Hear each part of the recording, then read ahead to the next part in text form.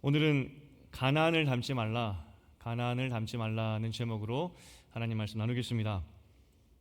이제 부모의 마음으로 모세가 40년간 함께 동고동락했던 그 자식 같은 후배들을 가나안 땅으로 들여보내는 시간이 왔습니다. 모세는 남아야 되고 이들은 가야 되죠. 40년의 훈련이 있었지만 마지막 그 1년 앞에 두고 여전히 백성들이 하나님을 원망하는 모습을 봤었습니다. 모세가 너무 화가 났죠. 답답하죠. 39년이나 훈련 받았는데 여전하다는 겁니다. 너무 화가 났습니다. 그런 모세를 향해서 하나님께서 답을 하신 것이 무엇이냐면 그거 믿음 없는 행동이야. 사람은 아무리 훈련받아도 변하지 않습니다. 아무리 오랫동안 기간을 두고 훈련받아도 사람에게는 한계가 있죠. 하나님 말씀하십니다. 이스라엘의 성장 속도나 훈련의 기간을 기댈 것이 아니라 나를 믿으라고, 내가 이 백성 이끌겠다고. 그것이 하나님 답이었습니다. 모세는 39년 훈련받은 백성들의 변하지 않는 모습을 보면서 화가 났지만 하나님은 이스라엘 백성을 미워하지 아니하시고 가나안으로 내가 인도하겠다는 것이 하나님의 선언이었습니다. 모세가 깨달았죠. 사람은 부족하지만 하나님이 우리를 미워하지 아니하시고 이스라엘 백성도 미워하지 아니하시고 가나안으로 이끌고 가시는구나, 약속대로. 이것을 깨닫고 나서 모세가 백성들을 향하여서 깊은 우물을 퍼올리듯이 말씀을 다시 한번 쉽게 설명하고 설교한 것이 신명기입니다. 설교문이죠. 여러분이라면 이 모세의 마음을 가지고 어떤 말씀을 설교하시겠습니까? 이제 미지의 땅 가나안으로 가야 합니다. 40년을 훈련받았는데 여전히 믿음이 없는 백성들입니다. 무엇을 설교하시겠습니까? 지난주까지 이제 설교를 열면서 때가 되었다, 하나님의 때가 되었다, 미지의 땅으로 하나님 믿고 가라, 이렇게 선언했습니다. 이것이 첫 번째 설교의 주제였다면 이제 오늘부터는 구체적으로 하나님 말씀에 대해서 설명해 주기 시작합니다.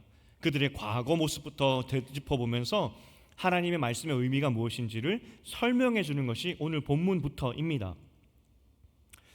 9절에 보니까 그때 내가 말하여 이르기를 하며 시작하죠. 그런데 제일 먼저 그들에게 주는 메시지, 설교의 메시지가 무엇이었냐면 리더를 세우는 것과 그 리더들이 해야 할 재판에 관련한 것이었습니다.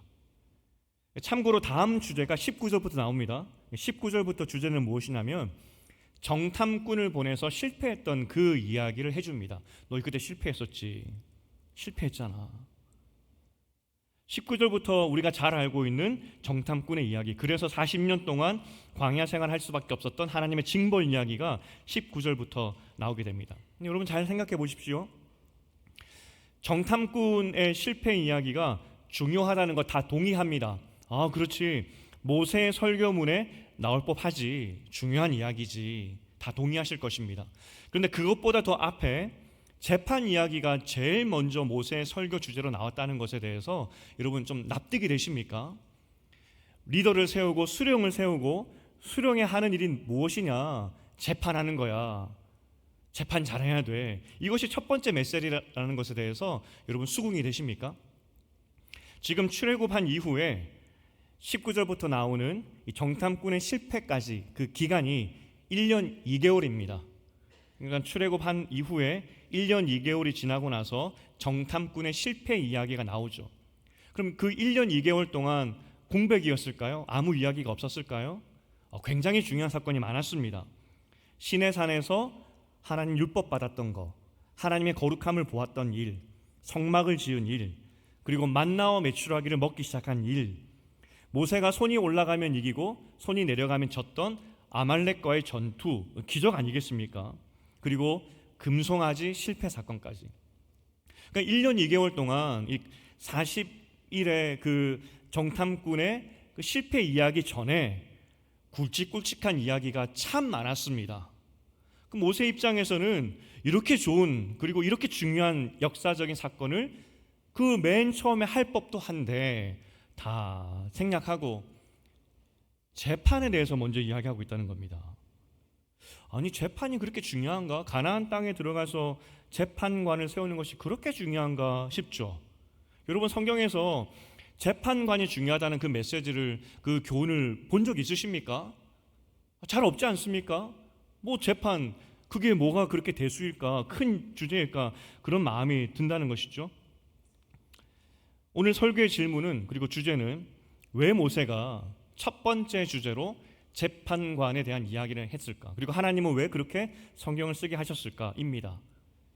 먼저 이 실제 이스라엘이 출애굽한 후에 재판관을 세우는 장면이 나옵니다. 출애굽기 18장 18절인데 모세의 장인 이드로가 제안했던 제도입니다. 함께 18장 18절을 읽어보겠습니다. 시작. 너와 또 너와 함께한 이 백성이 필경 기력이 쇠하리니 이 일이 내게 너무 중함이라 내가 혼자 할 수 없으리라. 재판을 이야기합니다. 시시비비를 가릴 것이 많고 네가 그 많은 백성들의 유일한 지도자가 되어서 지도할 수 없어. 그리고 이 장인이 했던 말을 잘 보면은 너도 지치고 백성도 지칠 것이야 라고 이야기를 합니다. 모세가 지치는 것은 이해가 되시죠? 많은 사람 만나야 되니까.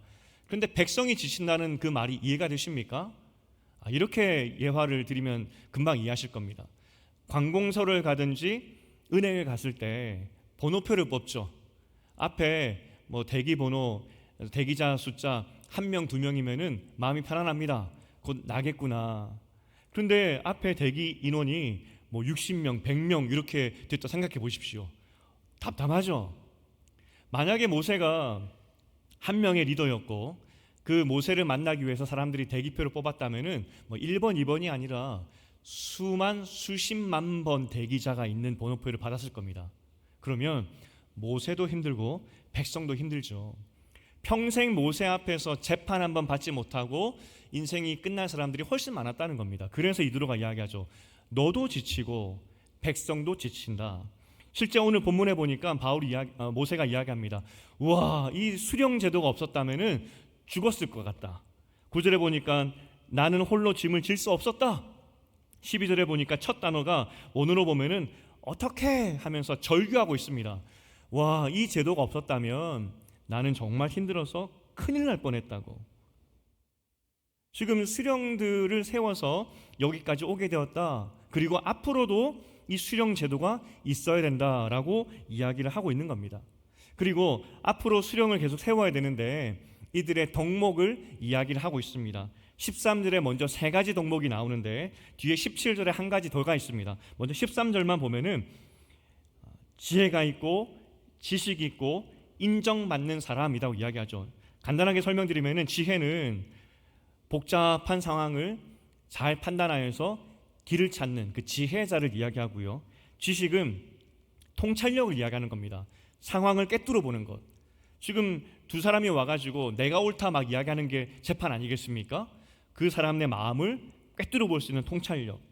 그리고 인정받는 사람, 존경받는 사람입니다. 아니, 사람들에게 존경받아야 그 사람의 판결을 또 따를 거 아니겠습니까? 그러니까 지혜 있고 지식 있고 존경받는 사람을 뽑아라, 이렇게 이야기하고 있는 것이죠. 백성들도 찬성했던 제도이고 지금도 유지되고 있고 앞으로도 이렇게 유지되어야 된다라고 이야기를 하고 있습니다. 그리고 천부장, 백부장, 50부장, 10부장을 세우게 되죠. 이 10부장까지는 조직입니다. 조직. 사람 수에 따른 대표, 재판관이 되겠죠. 조장이 누구냐? 참고로 말씀드리면은 서기관 혹은 행정관입니다. 기록하는 사람. 모세가 지파별로 다 기록하는 사람까지 세웠다는 겁니다. 조직이죠. 그리고 이들에게 명령한 것이 심지어 타국인이라 할지라도 공평하게 재판하라, 이렇게 이야기합니다. 여기서 계속 질문이죠. 아니, 그래, 이 재판이 중요하긴 한데 왜 첫 번째 설교 주제가 되어야 하지? 하는 생각이 여전히 듭니다. 재판할 때, 재판관을 세울 때 4번째 중요한 덕목이 이제 17절에 나오는데, 사실 재판을 하다 보면은 17절에도 나오지만 외모를 보게 됩니다. 그런데 뭐 잘생겼나 뭐 이런 걸 보는 게 아니라 원문에 보면은 아는 얼굴이라고 그 사람을 편들지 말라, 그 뜻입니다. 사실 지금 수령들, 재판관들은 지파 안에서 뽑힌 사람들입니다. 다 아는 사람입니다. 나보다 좀 더 친한 얼굴을 보면은 사람이기 때문에 더 편을 들게 되죠.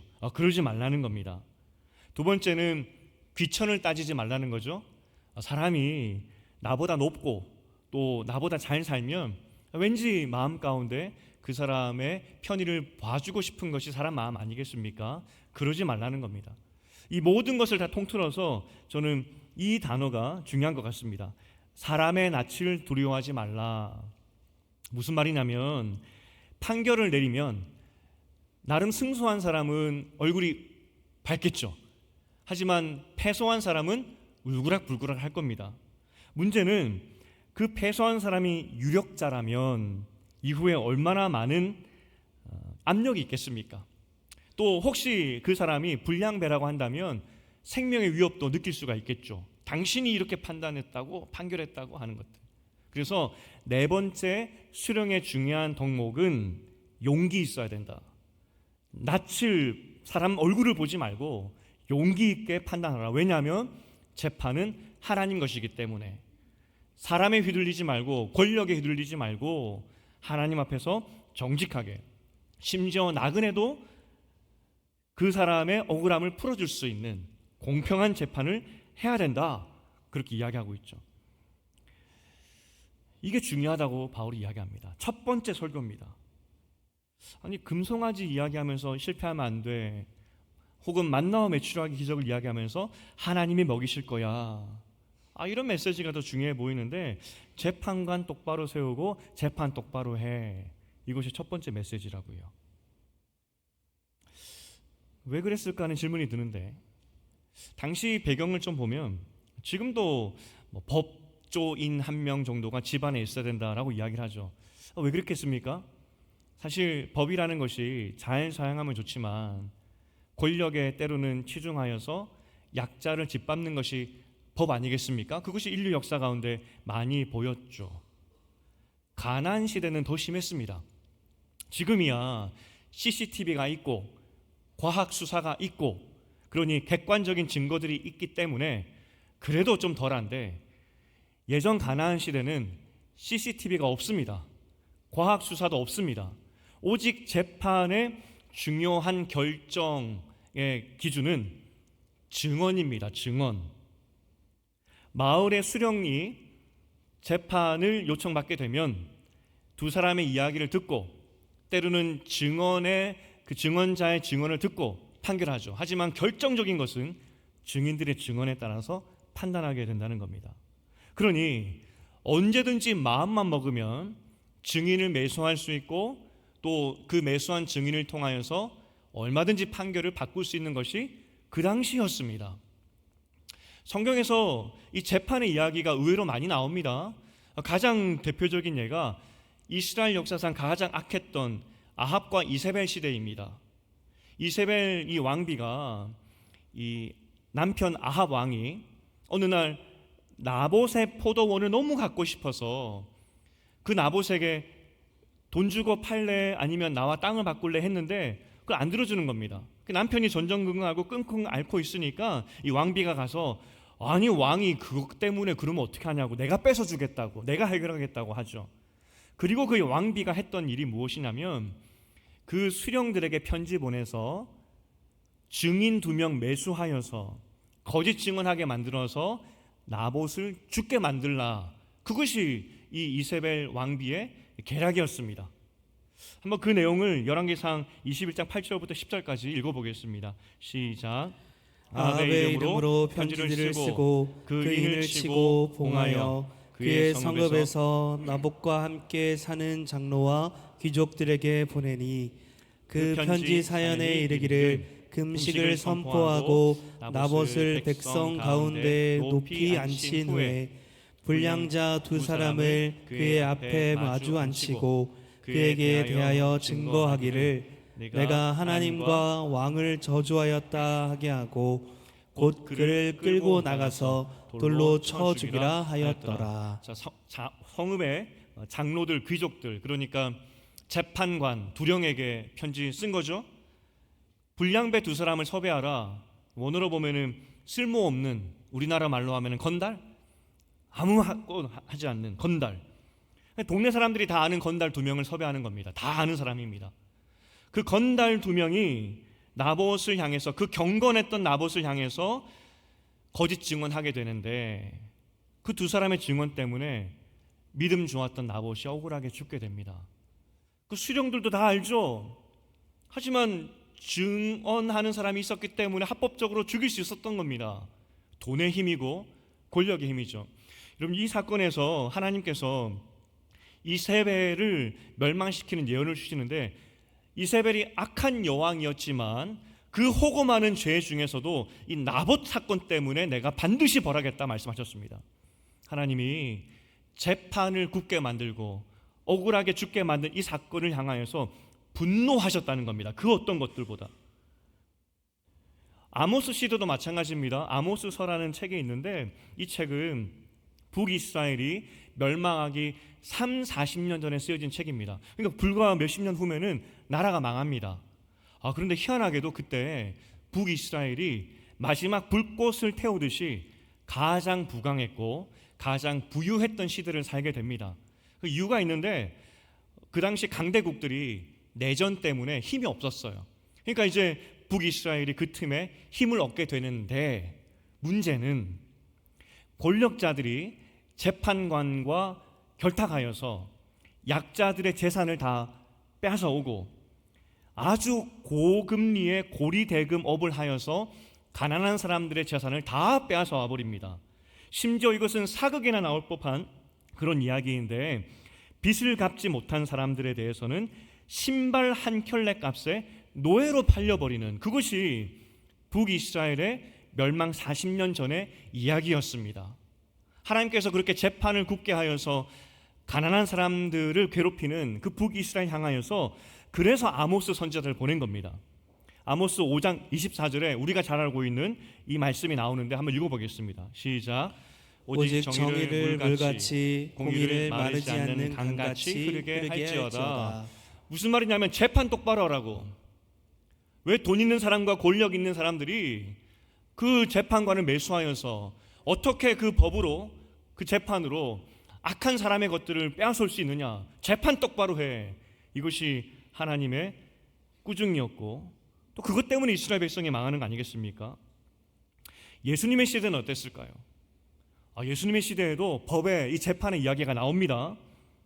신약 시대에 법을 가지고 백성에게 적용시키면서 재판관의 역할을 했던 사람들이 누구냐면 서기관들입니다. 지금 시대로 따지면은 신학교 교수님, 이 교수님들이 이 말씀을 가지고, 율법을 가지고 재판장 역할을 하고 법조인으로서 조언을 해주었다는 거죠. 그러면 이 서기관들은 그러면 굽는 재판, 한쪽에 치우친 재판을 하지 않고 공정하게 재판했을까요? 성경은 이야기합니다. 과부의 가산을 집어삼켰다 이야기하죠. 집어삼켰다는 이 표현이 개걸스럽게 먹다 이거입니다. 그냥 빼앗은 정도가 아니라 그냥 개걸스럽게 짐승처럼 빼앗아 먹었다는 거죠. 누가복음 20장 47절을 함께 읽어보겠습니다. 시작. 그들은 과부의 가산을 삼키며 외식으로 길게 기도하니 그들이 더 엄중한 심판을 받으리라 하시니라. 그렇게 수령을 잘 세우고, 수령은 그 맡은 임무를 하나님 앞에서 공정하게 하라고 말씀하셨음에도 불구하고 그들은 그렇게 하지 않았다는 겁니다. 하나님께서 말씀하시죠. 엄중한 심판이 그들에게 있을 것이다. 어떻게 하나님 말씀 그 법으로, 재판으로 약한 자들을 더 고통스럽게 만들 수 있느냐. 한번 잘 상상해 보십시오. 여러분이 돈도 없고 백도 없고 아무것도 없는데 어찌하다가 재판을 하게 되었습니다. 그런데 돈 있고 힘 있는 사람들이 재판관과 한편이 되어서 내 거 다 빼앗아간다. 상상해 보십시오. 신발 한 켤레 값에 나를 종으로 팔아버리고 내 처자식도 그렇게 팔리는 그 상황에 몰렸다. 상상해 보십시오. 얼마나 분통스러운 일이겠습니까? 그런데 예수님의 시대에도 여전히 이스라엘 백성들은 그렇게 살았다는 겁니다. 가장 아이러니가 뭔지 아십니까? 예수님이 죽게 된 이유가 무엇이죠? 억울하게 죽은 겁니다. 성경에 보면 빌라도가 3번 묻습니다. 3번. 이 사람 죄가 없다고. 그래도 죽여야 되겠냐고. 하지만 군중들이 이야기하죠. 죽이라고. 억울한 재판 때문에 예수는 죽게 되었고, 결국 하나님께서 가나안이라는 새로운 시작을 하는 그 백성들에게 법, 재판 똑바로 해야 돼라고 했는데 결국 예수께서 죽은 이유가 무엇이냐면 그 법과 재판 때문에, 구분 재판 때문에 죽게 되었다는 겁니다. 이것이 이스라엘의 역사였다는 거죠. 처음과 끝이 그렇게 되었다는 겁니다. 왜 가장 먼저 이 모세는 재판의 이야기를 했을까? 답은 이제 그들이 가는 가나안이란 땅, 미지의 땅이지만 약속의 땅이기도 합니다.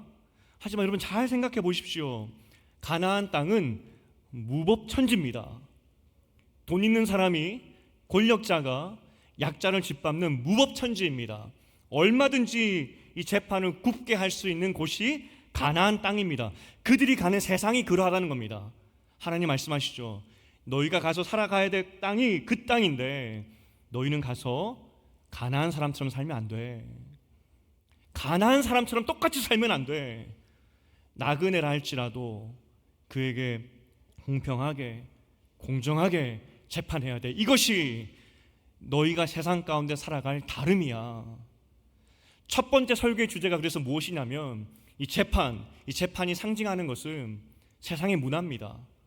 그 당시 가장 악한 문화가 무엇일까? 가장 세속적이고 세상적이고 하나님을 대적하는 문화가 무엇일까? 돈 주고 또 힘으로 약자를 짓밟는 재판 문화였다는 겁니다. 그리고 도전하죠.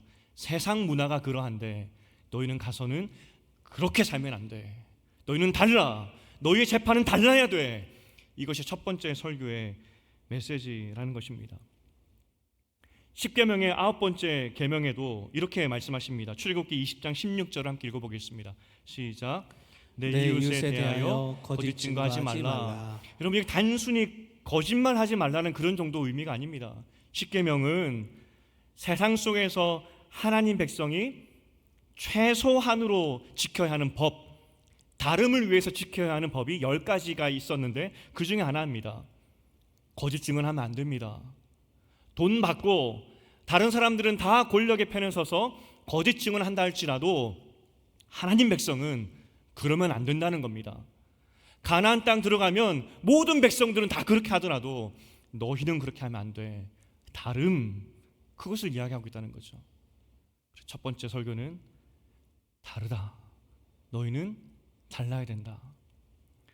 우리에게 적용할 수 있습니다.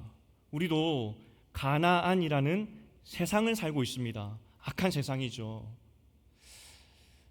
가나안으로 들어가는 이스라엘 백성에게 그 당시 가장 악한 문화라고 했을 때 재판이라고 한다면 지금 시대는 세속주의가 될 수도 있고 개인주의가 될 수 있겠죠. 얼마나 우리가 돈만 밝히는지, 얼마나 우리가 물질적인 삶을 살고 있는지, 또 얼마나 나만을 위한 삶을 살고 있는지, 세상의 가장 악한 문화를 정리하라 했을 때 이 시대는 세속주의, 개인주의 아니겠습니까? 또 교회 안에도 얼마나 뿌리 깊은 잘못된 문화가 있는지, 우리 대한민국에 아름다운 문화가 있지만 하지만 토속, 미신이 얼마나 많은지, 그리고 유교의 전통도 좋은 것이 있지만 하지만 체면, 그리고 감투 문화, 얼마나 악한 반기독교적인 문화가 많은지 하나님 말씀하십니다. 세상은 그러하다고. 그런데 너희는 달라져야 된다고. 얼마 전에 기독교 단체에서 크리스찬들을 대상으로 설문조사를 한 것이 있었습니다. 미신, 토속 신앙에 대한 그 정도에 대한 그런 조사였습니다. 기독교인 55%가 풍수질이 괜찮다 이야기합니다. 여러분 절반 이상이 풍수질이 괜찮아, 그거 봐야 돼 이야기하는 거죠. 절반이, 딱 50%가 이사할 때, 결혼할 때 날짜 잡아야 돼, 길일이 있는 거야. 절반이나 그렇게 생각한다는 겁니다. 35%는 사업이나 중요한 것을 시작할 때 고사 지내야 돼, 동의한다는 겁니다. 크리스찬 중에 35%가. 더 기가 막힌 것은 25%, 4명 중에 1명이 부적 괜찮아, 부적 괜찮아. 여러분 지금 웃고 과연 그럴까지만 크리스찬들이 익명을 보장한 상태에서 조사했을 때 그러하다는 겁니다. 우리가 얼마나 세속적이고 또 개인주의적이고 또 토착신앙, 유교에 빠져 있는지, 우리 문화가 그러하다는 겁니다. 하나님이 가나안이라는 새 땅을 가는 백성들에게 너희는 달라야 돼 말씀하시듯이 우리에게도 똑같이 말하고 있는 겁니다. 너희는 다르냐? 너희는 다르냐? 우리는 세상 속에 사는 백성들입니다. 하나님 백성. 달라야죠. 우리의 다름의 가장 기본적인 것이 무엇이겠습니까? 하나님 사랑, 사람 사랑입니다. 이것은 가나안에 들어가는 이스라엘 백성이나 우리나 똑같이 적용받는 것입니다. 이 세상 문화가 다 돈을 쫓아가고 나만을 위해 살아갈 때 우리는 하나님 사랑하고 사람 사랑하는 삶을 사는 것, 이것이 우리의 다름이고 이것이 우리에게 주는 첫 번째 설교 메시지라는 것입니다. 그리고 교회는 그 다름을 살아가기 위해서 같이 애쓰고 연습하고 훈련하는 곳이 교회입니다. 그런데 여러분, 우리 교회 안에 그런 세속적인 것 없고 개인주의적인 것 없고 미신적인 것, 유교적인 것 없이 함께 하나님 사랑하고 사람 사랑하는 것을 훈련하고 있는지, 그런 교회로 함께 만들어 가고 있는지 우리는 오늘 첫 번째 설교 앞에서 진지하게 우리에게 질문을 던져야 한다는 겁니다. 어제 임직식이 있었죠. 목사 안수식이 생각이 났습니다. 제가 제 목사 안수식 때에는 울지 않았습니다. 그런데 후배들 목사님들 목사 안수식에 가면은 왜 그렇게 눈물이 나는지, 어제도 그랬고요. 제가 목사 안수를 받을 때 한국에서 가족들이 오지 못했습니다. 비행기 값이 비싸지 않습니까? 오고 가기가 힘들기 때문에. 그래서 제 여동생 또 아내는 남동생 결혼할 때에도 저희는 한국에 나오지 못했었습니다. 그러니까 참 기쁘고 즐거운 안수식 때에도 저와 아내만 있었던 그런 시간이었죠. 마음이 좀 짠하기도 하고 그랬었습니다. 그런데 감사하게도 정말 많은 성도님들이 제 안수식 때 참석해 주셨습니다. 제가 이걸 자랑하고 싶어서 사진을 찾았거든요. 어제 밤 12시 넘어까지 찾다가 오늘 새벽에 겨우겨우 찾아냈습니다.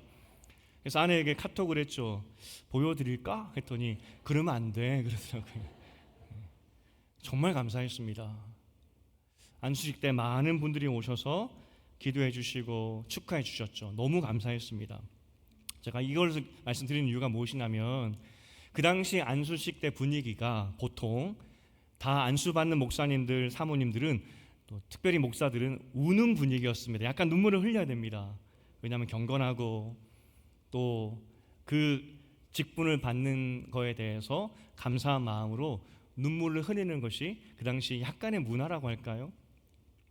저와 같이 세 사람이 안수를 받았는데 두 사람은 이유는 잘 모르겠지만 하여튼 저를 포함해서 세 분 다 울지 않았습니다. 그랬더니 마지막에 제 기억에 권면 혹은 축사하는 목사님이 나오셔서 혼내셨습니다. 왜 안 우냐고. 이 거룩한 직분을 받는데 이 감동도 없는 이 젊은 목사들 하면서 약간 혼났던 기억도 납니다. 근데 저는 그때 울 수가 없었습니다. 많은 성도님들이 오셔서 축하해 주시고 또 아내와 저 둘만 있는 그런 더 특별한 그런 안수식이었음에도 불구하고 울 수가 없었습니다. 제가 너무 죄송해서 오신 성도님들께 제가 좀 울어드려야 좀 그래도 참 귀한 자리구나 하셨을 텐데 제가 울지 못해서 안수받고 첫 번째 설교할 때 울지 못한 이유를 설명해 드렸습니다. 여러분 오셨는데 제가 울지 못했던 이유가 있습니다. 물론 저의 믿음의 약함일 수 있겠지만 제가 이렇게 이야기했습니다. 앞날이 캄캄해서 눈물조차 나오지 않았습니다. 이 약한 세상에 하나님 나라를 세워야 되는데 앞날이 캄캄해서 눈물조차 나오지 않았습니다. 감당치 못할 것 같아서 눈물도 안 나왔습니다. 죄송합니다. 그렇게 이야기했던 기억이 났습니다. 후배 목사들 안수받을 때 그래서 눈물이 납니다. 할 수 있을까? 저 길이 어떤 길인데. 제가 청년 사역을 했고 많은 전도사님들을 받아서 또 목사 안수까지 계속 보내는 그런 부서였습니다. 한 20명이 지나갔습니다. 회의 때마다 제가 했던 이야기가 안수 받기 전에 빨리 딴 일 하라고, 괜찮다고. 어제 임직식 때 사실 축하의 자리고 축제의 자리인데 혼자 엄숙했던 것 같습니다. 그런데 임직 받는 분들을 보니까 이 약한 세상에서 하나님 나라를 위해서 한번 살아보겠다고, 하나님 나라를 위해서 한번 헌신해 보겠다고 하는 그 마음이 대단하기도 하고 고맙기도 하고 또 한편으로는 참 불쌍하다. 가족들을 위해서 혹은 자신을 위해서 하고 싶은 것도 많을 것이고 때로는 사고 싶은 것도 있을 것인데 어찌하든지 하나님 나라를 위해서 부족하지만 애써 보겠다고 하는 그분들을 보니까 고맙기도 하고 불쌍하기도 하고 앞날이 캄캄해서 제가 대신 울었습니다. 우리의 부르심은 분명합니다. 이 땅의 가장 악한 문화를 대항하여서 그곳에서 하나님 나라를 세우라. 이것이 우리의 부르심입니다. 잘 못하지만 함께 애쓰기 위해서 모은 곳이 교회입니다. 여기서 연습하는 것이죠. 함께 기도하는 것이죠. 새로운 문화를 만들기 위해서 여기서 잘 훈련받아야, 하나님 사랑하고 사람 사랑하는 훈련을 여기서 잘 받아야 세상 가서도 할 수 있는 거 아니겠습니까? 완전한 사람들이 모인 곳이 교회가 아니라 함께 성장하는 사람들이 모인 곳이고, 이 성장의 목적이 무엇이냐? 악한 세상 가운데 하나님의 나라를 세우는 것이 성장의 목적이라는 겁니다. 그러면 신영교회는 아름다운 전통이 있을까? 78년이 되었는데 우리 교회가 가진 사람이 만든 전통 말고요, 하나님 사랑하고 사람 사랑하는 그 전통이 우리 가운데 있는가? 하나님 말씀 붙잡고 세상과 싸우는 그런 문화가 있는가? 우리가 해왔던 그런 루틴한 그런 것들이 아니라 정말 하나님 말씀 앞에서 가지고 있는 그런 문화가 있는가? 여러분 가정 안에 그런 문화가 있으십니까?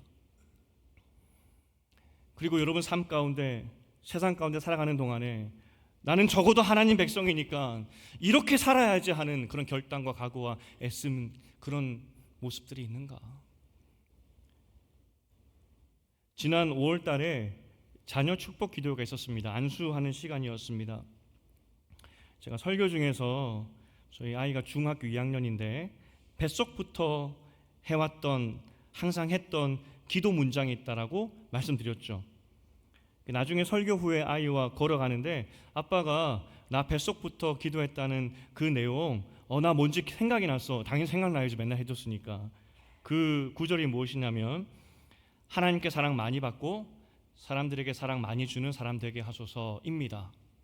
사랑 많이 받고 사랑 많이 주게 해달라는 그런 기도의 내용을 제가 계속 했었습니다. 기도를 마치고 같이 걸어 올라가는데 아이가 저에게 이야기하는 겁니다. 여러분 걱정하지 마십시오. 다 허락받고 이야기하는 겁니다. 아빠, 그런데 안수할 때, 아빠가 다른 아이들 안수할 때 하나님께 사랑 많이 받고 사람들에게 사랑 많이 주는 사람 되게 하소서, 이 문장으로 기도했어? 라고 묻는 거죠. 느낌상 했어 하면 안 되겠더라고요. 그래서 똑같이 안 하고 조금 바꿔서 했어 라고 이야기했죠. 아이가 뭐라고 이야기하냐면 나한테만 해줘야 해 그러는 겁니다. 나한테만 해달라고. 제가 그랬습니다. 그래, 너한테만 해줄게. 대신에 성도님들도 자기 나름대로의 기도문을 만들어야 되는데 이거 같이 나누면서 여러분들도 여러분의 기도를 만드십시오라고 이야기해도 돼? 그랬더니 하라고. 우리 집에는 전통이 있습니다.